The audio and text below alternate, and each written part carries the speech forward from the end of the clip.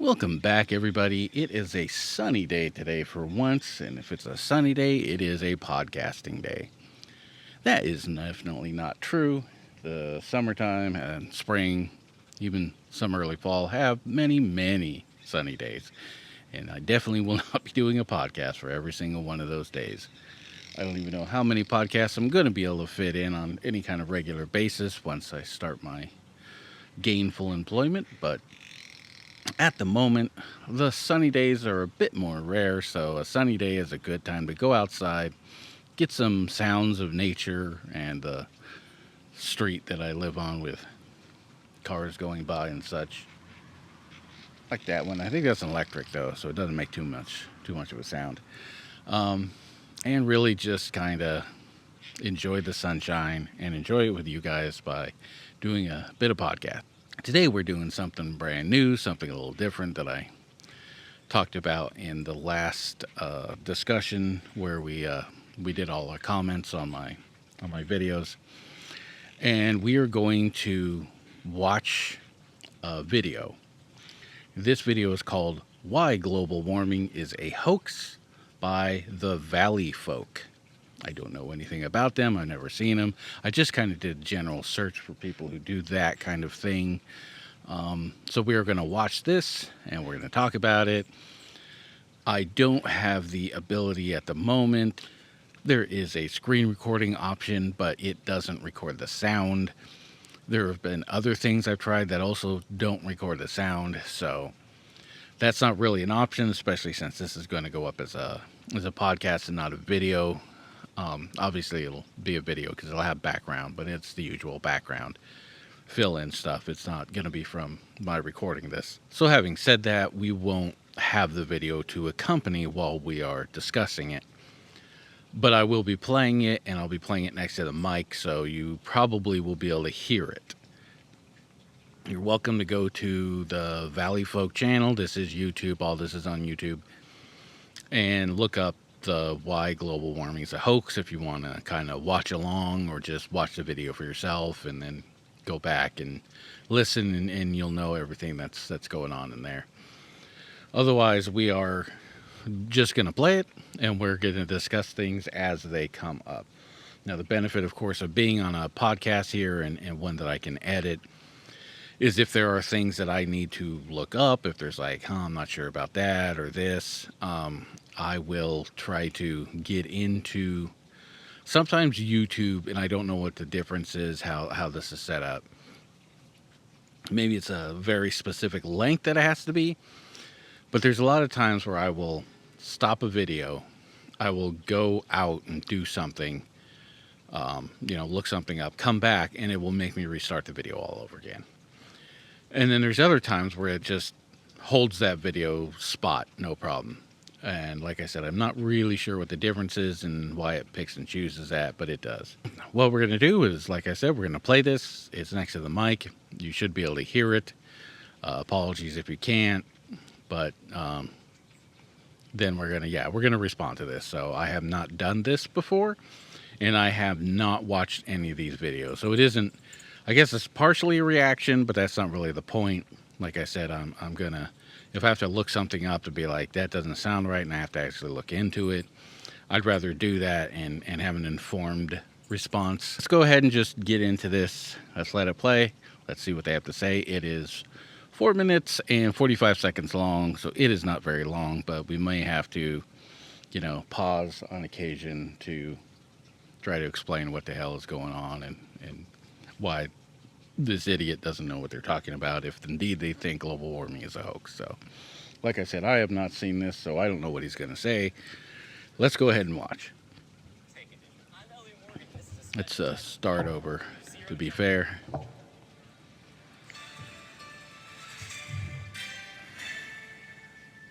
Welcome to Your World Today Hot Take Edition. I'm Elliot Morgan, and this is a special type of video where we do zero jump cuts and zero editing, and we do it all on the very first take. If we mess up, hey, we mess up.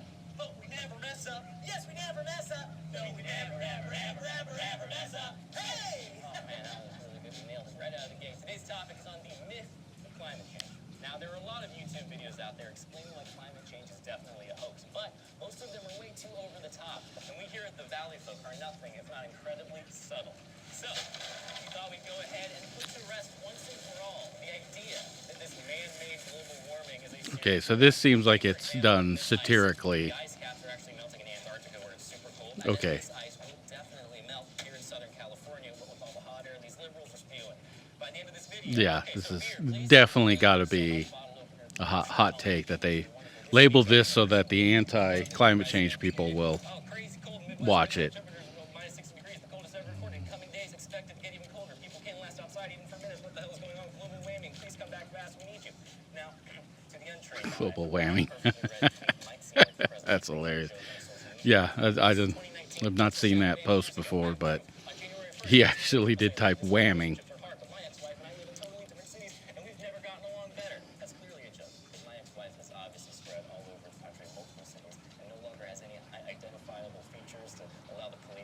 Actually catch me. So it only got 1.8 thousand favorites. So I don't know. Is Twitter muting conservative voices? You tell me. Oh, you're guilty. Turn yourself in.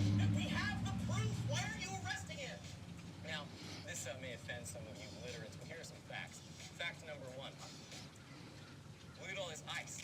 It's a lot of ice. Fact number 2. Yeah, they took 2 bags of ice and just poured them all over the table.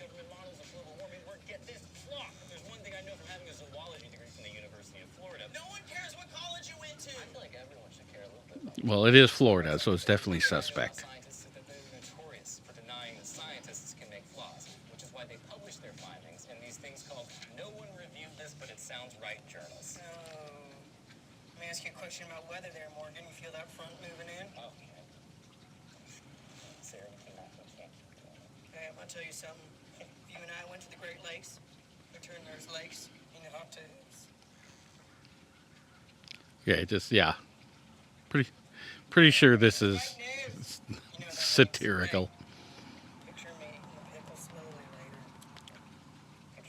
slowly later. They obviously are a comedy channel, trying to be funny and entertaining while bringing you facts at the same time, doing a little riff on the Colbert Report. The last 4 years on the planet have supposedly been the warmest on record, if you believe thermometers, with the melting glaciers and the freezing polar ice, or the lengthening of flowering and pollen seasons, or the rising temperatures in lakes, streams, and oceans, or how bees are dying. But here's the thing, guys, none of that matters, because it's really cold in Iowa right now. Watch this.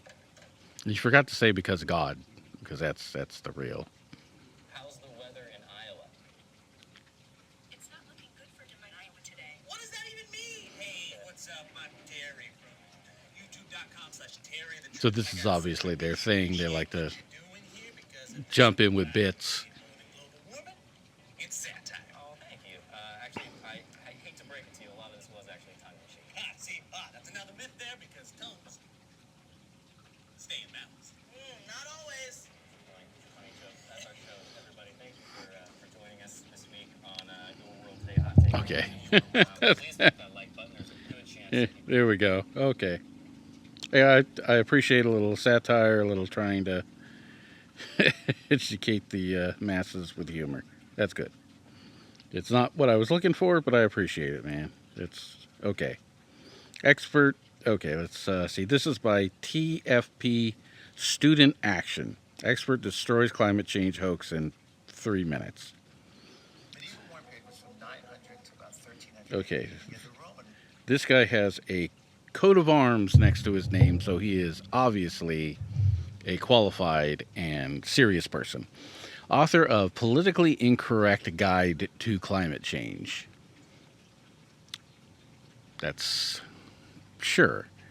It's climate change, but it's also that you have to be politically.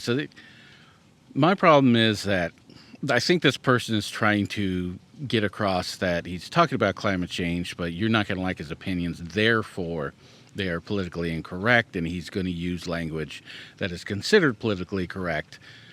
So, back off libtard cuck snowflakes because you ain't going to like this bitch.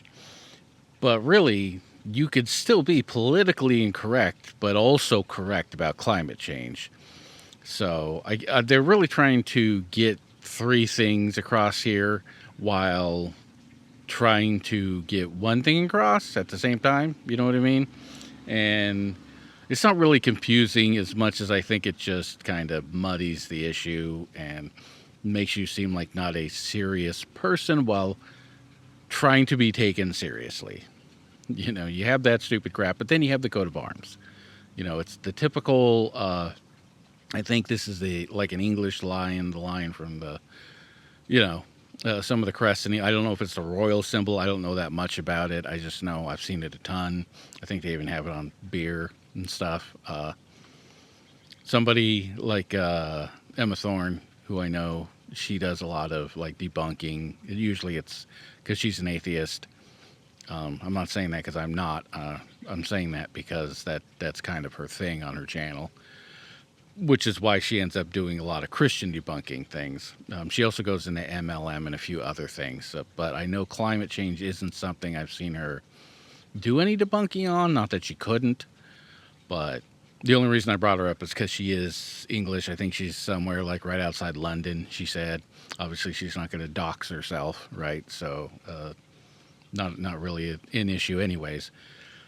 But the point is she would know more about that than me. I just know it's a pretty famous line I've seen a lot. I don't know if it's the Lionheart guy. What was it, Richard Lionheart or something? I can't recall. But the point is, yeah, he obviously wants to be taken seriously. His book doesn't sound like it wants to be taken seriously, though. So we'll see how seriously this guy wants to be taken. I'm going to go put it back to 4 seconds so we could just hear what he has to say from the beginning in context. So here you go, dude. TFP student action. Expert destroys climate change hoax in 3 minutes. Medieval warm period was from 900 to about 1300 AD. Then you had the Roman warming period around 0 AD. Peer-reviewed studies, geologic records, and all the studies have shown that we have actually cooled since the Roman warming period and likely since the medieval warming period to current. In other words, we were up here warm in the Roman warming period, then we cooled a little bit, then we warmed in the medieval warm period, then we went to a little ice age, and now we're back up. So just right off the bat, he's talking about how climate fluctuates because it does. I mean, we had ice ages, right? This isn't like an unknown thing. If you stretch climate all the way back to the beginning of the formation of the planet, at whatever point you want to say it is now Earth and not just a random collection of rocks kind of smooshing together, like you don't want to have lived on the Earth at that point. It was just a ball of magma, basically. Well, I guess is it lava if there's no actual crust? I guess maybe it still is lava because it's on the surface, right? So a big ball of lava and magma at that point, with probably the occasional, you know, semi-solid rock mixed in there. Incredibly hot, right? Just a melting rock point of hot. That's the entire planet. Not to mention, it was a younger sun then, so I believe the sun was a lot hotter when it was younger, but I don't remember. I have to go look that up, but that's not relevant really to what we're talking about. The point is, the climate on the Earth has fluctuated a ton, and a lot of the time it has been inhospitable to life, if not completely life incompatible. Right? I believe that life started about 1 billion years after the Earth formed, somewhere around there. I don't remember. I think the Earth is supposed to be like 5.4 billion. Is it 5 or is it 4? 4 point. It's somewhere in there. Anyways, I know that's give or take 1 billion, right? But I heard somebody the other day talking about life on the planet. It was there's the guy, the Professor Dave Explains, and he was on a podcast with another gentleman. They were doing a stream, and they were talking to people on this stream. The guy, I don't remember his name. He seemed like a really smart guy. He knew his stuff. He had a flag that had the symbol of Baphomet in the background. And that gentleman, the other gentleman, again, I don't even remember his name. It's something Raw, I think. And I don't know if that's just his actual given name or if that's one he picked for himself. Not that it matters. It was like Aaron Raw or something like that. And he really was pretty concise about the earliest forms of life that were detectable in the microscopic level that we could say had like a formed cellular membrane and whatnot. Anyways, that it was about 3.8 million years when that's been recorded to have some of the earliest signs. So it took roughly around a billion. So it would have to be 4 something, right? 'Cause he said it was roughly about a billion years before life of any form started on the planet. A billion years is a really long time. So, but the point that we're talking about is it was a billion years before life really of any sort, let alone an aerobic form of life, like most vertebrates. I think maybe all vertebrates, have. I don't know any animal that's anaerobic. I know we have bacteria, anaerobic, and some other things, but I think all quote unquote animals of the animal kingdom or kingdom Animalia are aerobic. So they all take in oxygen in one way or another in order to produce energy.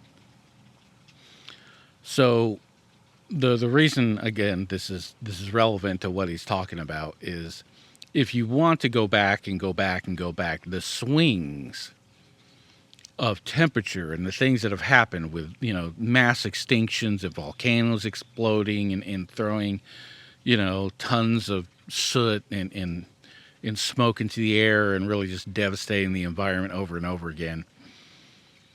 It's pretty terrible. So you could obviously go, hey, man, it was once so hot that people couldn't live on it. So what if it gets so hot people can't live? I mean, that's normal, right? It's happened before.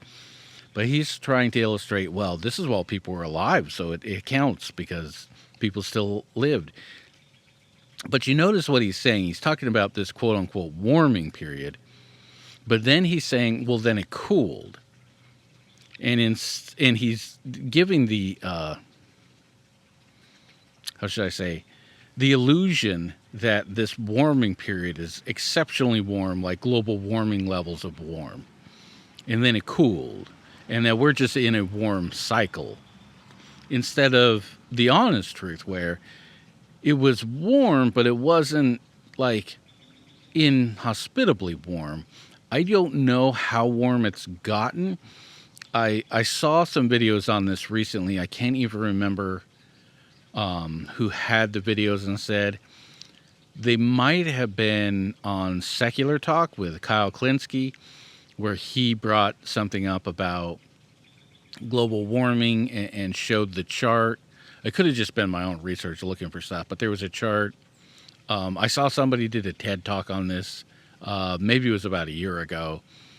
I don't remember his name. I think I have him. I think I'm following him on YouTube, but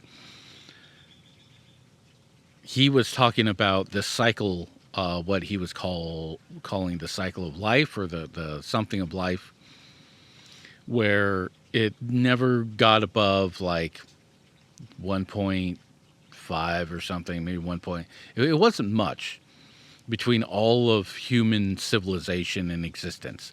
He said, but if you go back before that, like a significant time, it still never got above 2 degrees Celsius in that entire time. So even though we're talking about moments where, yes, it definitely gets a little bit warmer, gets cooler, we're also saying, hey, man, there's natural disasters. We had Vesuvius, we have Pompeii, and we had massive volcanic activity and things that would put a lot of carbon dioxide into the air that had nothing to do with people. Now, the issue there is that it was the carbon dioxide in the atmosphere at those particular moments, there are others, obviously, and other reasons, that was still causing it. The only difference now is that we're the ones putting that carbon dioxide in. So the fact that you have warming with carbon dioxide is still the truth, whether it was because of nature or because of us. And you could decide either way, that people are doing it or people aren't. Obviously, the truth is that people are doing it, but I'm just saying, even if you don't believe that, the fact is, back in times before, we still had periods where a lot of carbon dioxide was released into the atmosphere, causing a mild greenhouse effect. So carbon dioxide was still the reason, even if it's not man-made. And again, I don't know all the cycles and everything that's lining up, so I would have to go and do the research on that. And if you go and you know the answers to these things, feel free to let me know, let other people know. Type it in as long as it's, actual peer-reviewed research.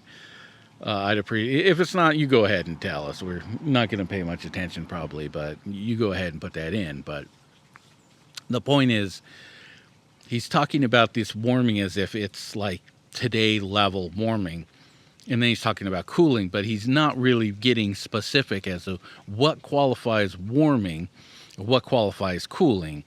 I mean, every year we have a warming period and a cooling period. It's called winter and summer.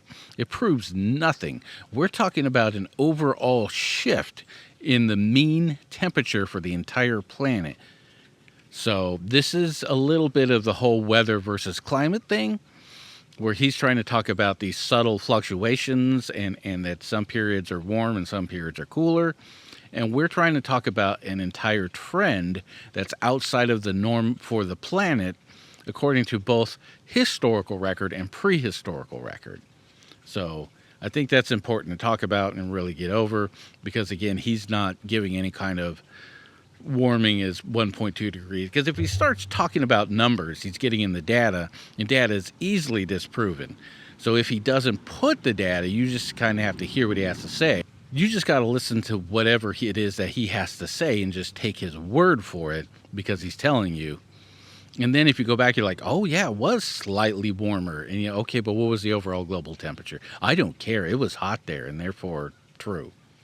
So I'm only pointing out that is basically what he's doing here. Not quite where we were in the medieval warm period. The first United Nations climate report, 1990, showed a massive medieval warm period, and then it goes down, and we still weren't at that same temperature. That was untenable. So what happened? We actually had the scientist testify in the United States Senate. He got a call from a colleague who said, we have to get rid of the medieval warm period. These were UN-affiliated academic scientists. Guess what?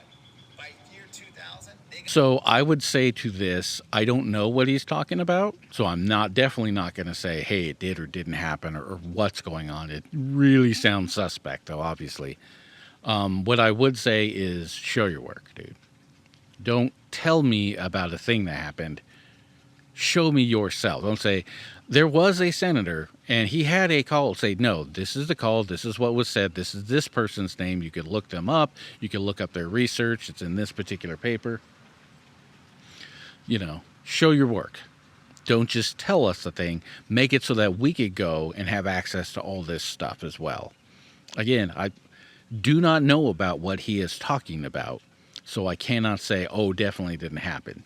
Again, it sounds suspect, but dude is giving us no factual information for us to go back and look at these specific things. We could throw some general terms into a search engine and try to look for this kind of thing. I don't know if we're going to find any credible sources or just, echo chamber kind of self-referential choice references. rid of the medieval warm period. They erased it. They went back and they said, we've looked at everything and it no longer existed. They showed a flat line and then the 20th century, a big hockey stick. That's what they did. And then I have a whole chapter devoted in my book on the con that was erasing the past. But they've done it before. Okay, so that definitely sounds like it isn't true. I want to know where he thinks this secret base where we keep all of this data is. Where he thinks that maybe regular people don't have access to information that's freely available to almost all people. You go back, you look at the records, you go to Joe whatever who was in the, say, I don't know, he's going back to medieval times, so let's say go back to England way back in the old times, Enlightenment, Dark Ages, whatever. And he writes a letter and says, man, it's hot today. It's like 32 degrees Celsius. I don't know if they were using Celsius back then or what. But they'll actually say in these, little random places, And this one guy saying it's not necessarily going to be like, it definitely was that. Does this guy even know what a thermometer? You know what I mean? But we have a lot of corroborating sources. And so you get a picture from data that isn't just this guy was the official recorder of things. And you could start to put together a picture of things like temperature from information readily available to just about anybody who wants to take the time to go and look and find this stuff. But he is acting as if there's this somehow national archive in the secret base, maybe somewhere in Nevada, who knows. Maybe it's Area 51. Maybe that's really what's in Hangar 18. And they can just delete data. Like all those letters and stuff talking about how hot it was in a medieval period. All of a sudden, that's gone. It doesn't exist anymore. They erased the letters, they erased the ledgers, they erased any kind of temperature keeping information in devices. It's all gone. We just erased it. It doesn't exist anymore, right? Because if he's just talking about like, well, we put up a chart and it was on there, and so we put the chart up again and it's not on there anymore. Okay, but the information that chart got it from still has to exist, right? Or are you saying somehow they got all that? So it's a little confusing on that. So I'm really it's Occam's razor here, right? And Occam's razor doesn't say the simplest answer is always the correct one. That's just not what it says. What it is saying is it's systematic. The more complicated the system, the more room you have for errors, imperfections, for issues to have, right? So if you have a pulley system and the pulley system breaks, what is it? It's probably the rope or it's the wheel or maybe a bearing. Like you can look into that depending on how complicated the pulley is, obviously, and you can find that problem. But if it's a pulley that's then turning a wheel that's generating an electric charge that then all of a sudden you have many points of failure. Like maybe it is the pulley, but then maybe it's the wheel that the pulley is running. Well, maybe it's the electromagnetic field that's not functioning properly. Maybe something's eroded or decayed, and so it's not generating the electromagnetic field like it normally would. The copper needs to be replaced or whatever. There's all these points of failure now. So the more complicated anything gets, the more places you have for potential failure, for misinformation to seep in. So his point is that it's not just this simple thing. It's a much more complicated thing. And the more complicated he makes it, the less likely it is to be true. And that's when we go to Occam's razor, when we see the more simple something is, the more likely that's probably the fact. If given a number of different scenarios, right? It's not just, hey, the simplest, that's always the one. But if you have a number of scenarios, the simpler it is, the more likely it is that is probably going to be true. It's not 100%. There's definitely room. And maybe it is the more complicated. We have lots of complicated things in this world, right? So complicated things exist. Occam's razor would, have died and gone the way of the dodo if it was just, you can't have complicated things.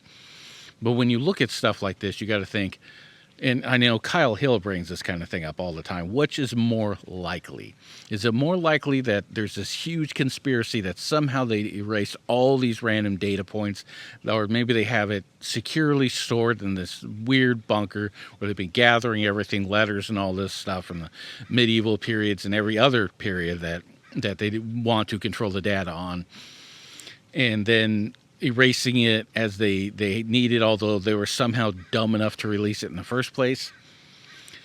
Or is it, dude, you're lying because the lie you're giving is fitting your narrative, and maybe there was a data point that was Fahrenheit instead of Celsius, or there could have been any number of reasons why something was shifted and changed. But this guy is apparently saying it's some giant conspiracy thing. And, oh my God, if we had just told the truth, then we'd know that global warming is a hoax, I guess. It's also very confusing because he says global warming is a hoax because global warming is true. which is confusing, right? It's like, oh, I mean, what he's really trying to say, and he hasn't said it yet, he might, later. Man-made global warming is a hoax because global warming is true. I think that's really what he's getting at, but it's not very clear, and it makes it sound like he's saying, well, global warming is not true because global warming is true. So let's give him a chance to explain himself. Climate skeptics made hay out of a almost 20-year pause in global warming. What does the federal government do? NOAA scientists, tired of this. They're sick of it. They have satellite data. The temperature's not going up. They're frustrated. They're angry. It's ruining. Right before. Again, show your work, dude. You tell us stuff, but this is video. I mean, not for you guys. For you guys, you're just hearing it. But for him, he's showing video. It's show, don't tell, right? In video mediums, but just show, don't tell in proof. Like, show us the proof, even if it's not a visual proof. Give references that we could go and see what he's talking about.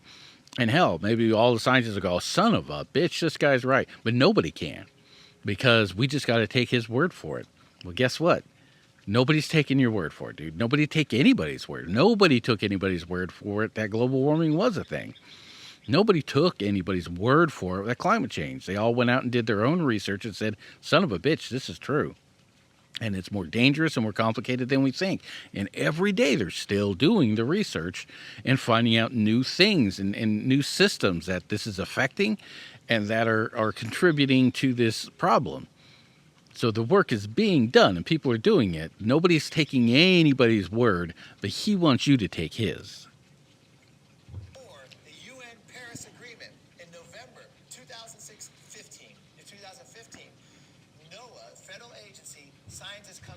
So for anybody who was thinking, I don't care that he mixed up the years. I don't even remember what year it was. I know I've heard it a few times lately. I don't care. Mistakes happen. It's not a big deal. It's not the crux of his argument here what year it happened. So I'm only throwing that out just because a lot of people jump over anybody who makes a mistake. It's not a big deal. They call it the Pause Buster study. They said, you know what? We've redone the numbers. We've looked at the past. We did it wrong. And here's the new data. You can't redo the numbers. When it comes to predictions, sure. But when it comes to the past, they're not redoable. It was either 86 degrees Fahrenheit or it was not. You don't go, well, we looked at it and it was actually 36 degrees Fahrenheit. Our bad. You don't redo these numbers. He's trying to talk about some sort of complicated algorithm where they put these numbers in and the algorithm churned out this information. And so somewhere in those numbers, they got mathed wrong. And we just remathed them and then they turned out different. But that's not really what's being said here. Even though that's what he wants to imply and he wants you to think that, it isn't true and it isn't what he's even saying. He's saying they redid the numbers, but the numbers are just what temperature it is in a place. That's the numbers. You can't redo those numbers. And we sure as hell can't go back to 1983 and I don't know, take the temperature, I guess is what I'm trying to say. I was trying to find a different way to put that. But yeah, we can't go back and take the temperature again in 1983. That's just not a thing we can do. And it's never going to be a thing we can do because time travel is not a real thing. I'm sorry to break everybody's, heart, all the sci-fi nerds out there. Not that I'm not a sci-fi nerd, because I definitely am. But time travel is not a thing. Sorry. I know, according to relativity and a lot of other things, they say it definitely is, but sorry. I guess that's probably made a lot of people, he doesn't believe in time travel. Well, we'll stop listening to this guy. And it's possible, man, but I'm not going to lie to you about it. So anyways, let's let him bury himself a little more. There was no global warming pause. My favorite quote to sum this up, the whole climate debate is, Okay, so I'm just confused. He's used that twice, global warming pause. So is he saying that global warming was happening and somehow we had this cooling period and then it's happening? By pause, it sounds like not it was warming and then it cools and that's a cycle. It sounds like he's trying to make this sort of ramp from the past of global warming, that it got warmer Although wasn't he saying like it was warmer, but not quite as warm as it was before at one point?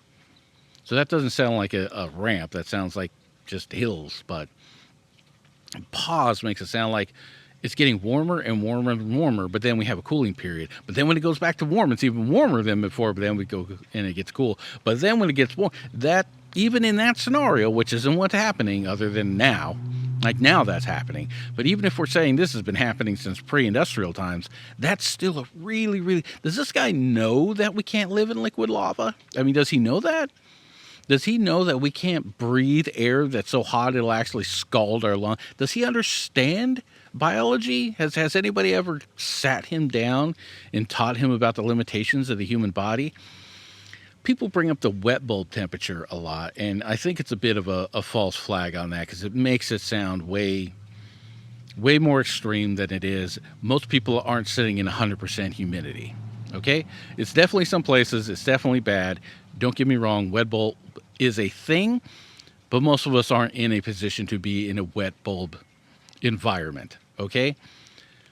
Having said that, even if you do just take the wet bulb scenario, there is a point, I think it's just in the 90s, where you gonna die, boy. You gonna die.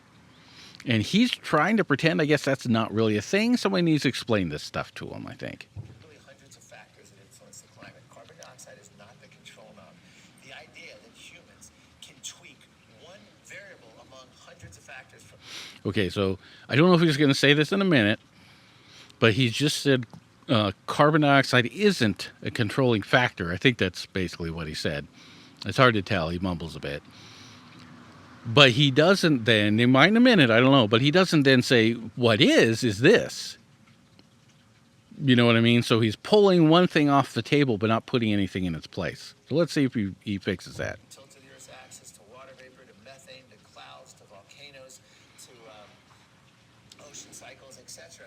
One selected factor, the human contribution to CO2, which is microscopic, of the whole CO2, natural CO2, and think we can come out and control the climate with that. So it's really kind of hilarious how he pulls back the carbon dioxide and throws literally everything else at the wall.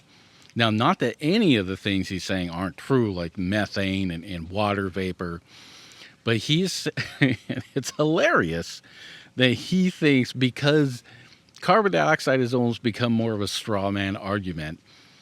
Carbon dioxide is like on the bottom of the totem pole of these global warming.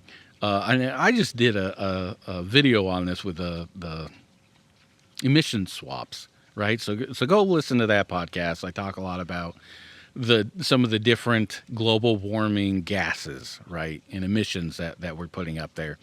Carbon dioxide is the bottom of the list here on this one. Water vapor is higher than that. Methane is 87 times or 84 times more potent than carbon dioxide, and he's throwing these other things that are even way worse as if, hey man, these other things are happening, and those things are also man-made. Those things are also man-made. I mean, the water more so because the other things are contributing to higher rates of, evaporation and all this kind of stuff, but it's still, we're releasing methane, like that's also us. And he's kind of straw-manning the whole carbon dioxide and saying, well, it's not just carbon dioxide, this one thing that man is creating that we think is completely responsible. Because he just doesn't understand what the hell he's talking about. And it really is kind of hilarious how he throws all this other stuff, having, I guess, no idea that we're doing these things too. And as long as he could take carbon dioxide off the board, then hey, man-made global warming's not a thing. Sorry, it really is funny. Scientists call it scientific nonsense. And that's the bottom line. If we face a climate... No serious scientist had ever called any science scientific nonsense. There is no scientific... I mean, somebody might say that in the right context, but the truth is there's no scientific nonsense.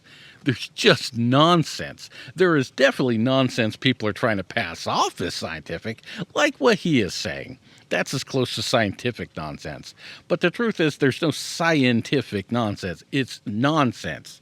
It's nonsense about science. It's nonsense with pseudoscience, but it isn't scientific nonsense. It's just nonsense.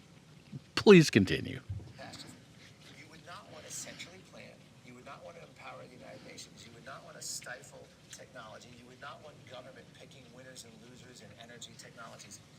You would want to unleash the free market system. Oh my God. Oh. Guys. I'm sorry, Punky. I'm sorry. Yes, I know. I woke you out of your nice nap. I'm sorry. This guy just Republicans so hard all over me. Oh, I feel dirty. Oh my God. Wow, man. Way to let that mask just fall right off onto the ground and shatter. Oh God. Wow. Yeah. No, please. This is great. This is entertaining. Thank you, sir. I needed this. Today, someone could walk into Walmart and buy, alternative energy. You could go in and buy not a windmill, but a solar. Whoa. You can just go into Walmart and buy alternative energy. You're not even saying a source. I know that's what he's getting to because he's going to talk about. But he's acting like energy is on the shelf, like in Transformers. You got these Energon cubes, and you got your industrial man-made cubes, and you got your green cubes. If we're just going in and buying the green cubes, if you want, I mean, you can buy organic green energy. Not we could buy it at Walmart. You go down to the energy section. Yeah, I'm sorry, Bucky. It's very exciting. I'm very energetic right now. It's getting you excited. Sorry, I don't mean to do that. And I'll put it on your roof, get off the grid. That's the day you don't have to worry about any fossil fuel debate that's going on. But you'd want people to be wealthier, more prosperous, technological advancements, and none of that is what they're proposing. The green. Wait. So you're saying we could go to Walmart and buy green energy producing sources, and that okay? I mean, I'm very confused. He's saying that like, yeah, you could do that, but he's also saying like, yeah, don't do that. Which is it? Should we go there and get rid of our reliance on fossil fuels, or should we not do that? Because you're giving a little bit of mixed message here, buddy. Deal is all about masterminding everything in central planning, and that's what's frightening. Is if we actually Isn't that what you're doing? Isn't that exactly what you're doing right now? Masterminding and planning everything and telling us the things we need to be doing instead of the other things we want to be doing? That some people want to be doing. I don't want to say everybody, but you know what I mean. faced it, their solutions would be the exact wrong way to go. Thank God we don't face it. But if we did, not only would they have no impact on the climate, but it would take us down a completely dark, anti-human road of crushing development, seniors, poor people, fixed income, paying much more percentage of their income for energy to do absolutely nothing for the climate. And there we go. There we have it. Trump 101. It's about the energy, baby. If we just fix the energy, we're going to fix the prices. He tied it all together there. When was this done? I got to know. Is this 5 years ago? Wow. This guy trumped way before Trump was trumping. Congratulations, man. Just way to be ahead of the curve.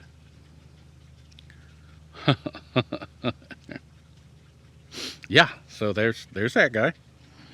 I mean, I'll just keep doing until I kind of run out of time here. But that was that guy.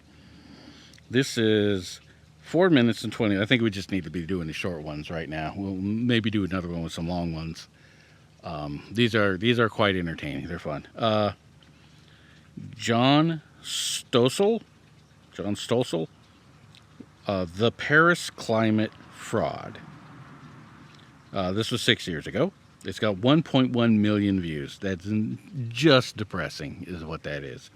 But maybe he's saying that the fraud is just them setting up these goals and not meeting them, which I don't know that I consider an actual fraud, but I can see where you might be coming from there, but I don't think that's what again, I have not seen any of these, so I don't know. Is among the hottest years recorded. The hottest year on record. Another hot year. Global warming. What will we do politicians from most every country promised to deal with it by signing something called the Paris Climate Agreement. A historic climate agreement in Paris? But when President Trump took office, he said, The United States will withdraw. what? We will withdraw? We alone? President Trump isolated the United States with his reckless and indefensible decision. My neighbors in New York agree with that. And so do most of the media. A lot at stake, potentially for the planet. Really? I bet they don't even know what was in the agreement. I didn't. Paris Accord was somewhere between a farce and a fraud. Manhattan Institute senior fellow Orrin Cass is one of the few people who've actually read the Paris Agreement and also the commitment sent in by every country. Okay, so obviously he's going with what I said on the first one, which is that it's a fraud because we didn't meet these goals and do what they were trying to get. Like, he seems to be insinuating that the Paris Agreement was like a law, like a mandate, like do this or everybody goes to jail, which is not it at all. It was just concerned scientists and politicians and activists getting together and saying, these are the numbers, these are the things we need to do to save our freaking planet. And we can't force anybody to do anything. We're just giving you the information so you can't say you don't have it when you do nothing. Please don't do nothing. Please do these things. This is important. So the Paris Agreement was not some sort of governing body, and certainly not a policing kind of, I don't know, a committee or whatever you want to call it. So that was not their job. It never was their job. But I'm still confused as to whether he believes it's a hoax or not. He hasn't really kind of gotten to the point, unless that is the point. But the video's longer than that, and if that was his entire point, the video's over by now. But it's only like a quarter of the way, a little bit over a quarter of the way. So we'll continue to see what he's talking about and see if that's maybe what he's trying to get at, in which case he doesn't know what the hell he's talking about. But I would agree that what he's talking about pulling out of it and that not meeting the goals that we're supposed to is a bad thing. It does not mean the Paris Accords were a fraud. But I understand, let's say, the point of view of that, right? And what he's trying to get across, as dumb as it is that he's in the way he's doing it. But I do understand the perspective. But I want to know if there's something else underlying, if he's going to come out the other end and go, but it doesn't matter because global warming is not a thing anyways. You don't even have to mention greenhouse gases in your commitment if you don't want to. You send in any piece of paper you want. We're going to staple them all together, and we're going to call that the Paris Accord. Everyone sent in a piece of paper, and they stapled it together and held it up and said, this is amazing. China has made them. This guy obviously hasn't read any of the... I read a few of the articles. I think I did that also in the emissions. They definitely weren't pieces of paper that people just sent in and got stapled together. It was about the climate. They're right in not everything was specifically about carbon necessarily or this or that. It was sometimes just data given to them that proves that the global warming was happening. So yeah, so let's listen some more to what they're trying to say. But it seems like they're going a little bit more than just the perspective I was saying. Not that it isn't part of it, but they're trying, it sounds like, to undermine the entire thing. But again, are we going to come out the other side with because global warming is a hoax and we don't have to worry about it anyways, or because it's so much of a bigger issue that we need to do more than what we've done here? So let's see. Major commitment. So what's in the commitments that every country made? India has ratified the Paris Climate Accord, committing the world's fastest growing economy to limit carbon dioxide emissions. What you find is they either pledge to do exactly what they were already going to do anyway, or pledged even less than that. China, for instance, said we pledge Sometimes, yeah. emissions by about 2030. Well, the United States government had already done a study to guess when Chinese emissions would peak, and their guess was about 2030. Peak doesn't mean stop. It just means stop increasing. That's right. So in fact, China promised they will continue increasing their emissions China was actually one of the better pledges. India made no pledge to limit their emissions at all. They pledged only to become more efficient, but they proposed to become efficient. So I'm not sure if every single thing that they are saying is correct, but I know some of what they are saying is correct. You know, some people were just like, look, we just need to do better by not doing worse. And that's a first step. Like, if you can just stop because China was growing leaps and bounds. They were going to outstrip every other country of just throwing that carbon dioxide up in the air.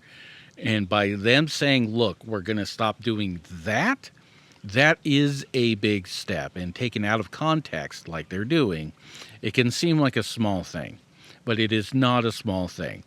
That's a large thing. Obviously, we want them to do more than just stop increasing, and we need to decrease. But if you watch the news at all, and again, this was, I think it was 5 years ago, they're one of the biggest proponents right now of nuclear power. I'll give another shout out to Kyle Hill. He's a big nuclear, proponent as well. Go check out his content, not just to know that he is that but to see all the science and the reasoning why he lets you know nuclear power is actually way safer than all the others.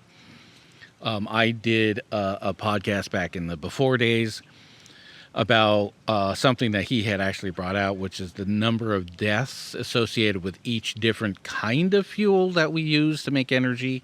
And even if one Chernobyl makes like, I don't know how many people it was, like 1,000 people, coal was responsible for like 100,000 deaths annually. And Chernobyl was the one-time thing. The 1,000 people or thousands of people or however, it wasn't in the double digit thousand. I don't think it was 10,000, but I don't remember.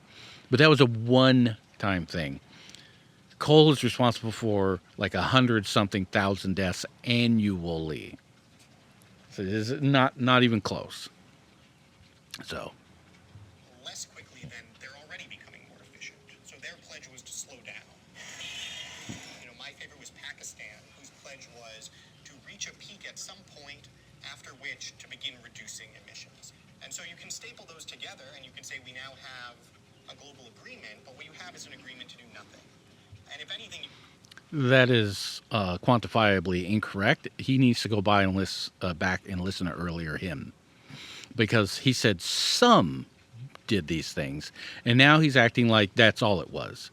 So this him needs to go back to earlier him and talk to him and ask him why he said only some, and now he's saying all. we've gone backwards because whereas in the past you could have criticized countries and said, hey, why aren't you doing anything? Now we have an agreement that says, in fact, we will applaud you for doing nothing. We came together around the strong agreement the world needed. Obviously, President Obama got a lot of political mileage out of that, but the climate didn't get much at all. The one country that showed up in Paris with a very costly, ambitious target was the United States. So President Obama took all the zero commitments from everybody. So I think we're definitely seeing that this is a USA first thing when he's like, nah, man, USA, we're number one. Doesn't matter what we're even talking about. We number one, boy. And I think if you look at some of the places that are converting to green, that we are way, way, way behind. And now, of course, we got the whole Trump, we're just going to reverse everything we've been doing anyways, right? Which he would just say, well, we're not really doing more. We're just doing the same, but we are boosting the economy, and that's a good thing, because he doesn't know what in the living hell he's talking about. But what we're finding is that there are a lot of countries who not only made their commitment, they're going to be 100% green within the next, 20 or 30 years. It's too late still for a lot of, I don't know if it'll save civilization as a whole. That's yet to come. But it's too late to stop everything from coming. There's definitely stuff that is still going to come that is way too late to try to mitigate most of the stuff. Having said that, it's still way, way better than we would have got without anything, without people calling it out, saying we need to change direction, giving the data, people coming up with, whether they kept them or not, goals, and some of them keeping it and some of them not. Doing all of that is still way, way better than what, we had before. So, but yeah, so he's, again, this is 5 years ago. So, the world definitely looks a lot different now than it did then, but not that much different. This is still a USA first. Well, I'm in the USA, so, I should be, yeah, man, but I'm not, because, this is, or it can be, this can definitely be an amazing country, and it definitely has been, for sure. I'm not going to speak anything about what it's going to be like starting January 20th and moving on. It's just terrifying to even try to talk about it, but we're running out of time, so we're just going to go through the rest of this video, and then I will do another one because I'm kind of on a roll right now and getting a lot of entertainment out of these, and we'll maybe go through a bit of a longer one. Elspeth threw in a really expensive one for us. Super expensive. Obama pledged to reduce American emissions by a quarter. Of course, it's true that the United States produces twice as much greenhouse gas per person as China and India. So, isn't it on us to do more? Even if we zeroed out our emissions tomorrow, the future of climate change is still a question of what happens in China and India.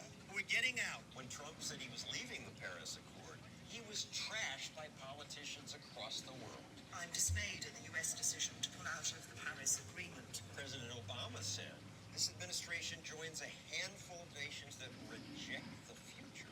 If the future is worthless climate agreements that everyone goes to Paris to talk about, then first of all, that's a very sad future and is one that we should be proud to reject. The Earth is warming. Man may well be increasing that. But the solution isn't to waste billions by... The Earth is warming. Hey, that's something. Man may be increasing that. Okay, we definitely can see the angle here. It turns out that my tablet that I do the actual recording is only on 10% power. So we'll definitely do some more. This is definitely fun. But we'll do, not that you would even notice, to be honest. They'll come out when they come out, which will be probably in a month, maybe a month and a half or something like that. But this will definitely be the last video that I'm recording today on this. I got to charge it. Yeah, and so I won't be able to do another one until maybe either this evening or tomorrow if it's a nice day again. Forcing emissions cuts here while other countries do nothing, while pretending to make cuts. Trump was right to repudiate this phony treaty. Most of us didn't even know how phony it was. But now, we do. Okay, so that was it.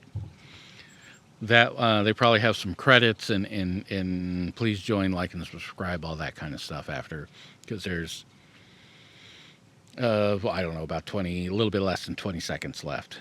So the video's not actually done, but I don't need to get into all their outro stuff. The fact that these are, trumping years before Trump and trumping harder than Trump. Again, this is John Stossel. So I will, I don't know who it is. It seems like he's part of some... it was saying Wall Street Journal on the video. Something that he's like an independent that works with them, or if he's literally employed by them to do these things. I don't know. I don't believe the Wall Street Journal has the strongest liberal lean, so wouldn't be surprising. Especially 5 years ago, like I said, a lot of things have changed, especially people's outlook on everything that's happening and all the massive storms and everything that's been happening lately. It's added up to a lot of, we definitely understand what's happening and why it's happening, more so than we did 5 years ago. I think this is even pre-pandemic. But regardless of that, obviously, these guys have no idea what they're talking about. We've known about this for a really, really long time.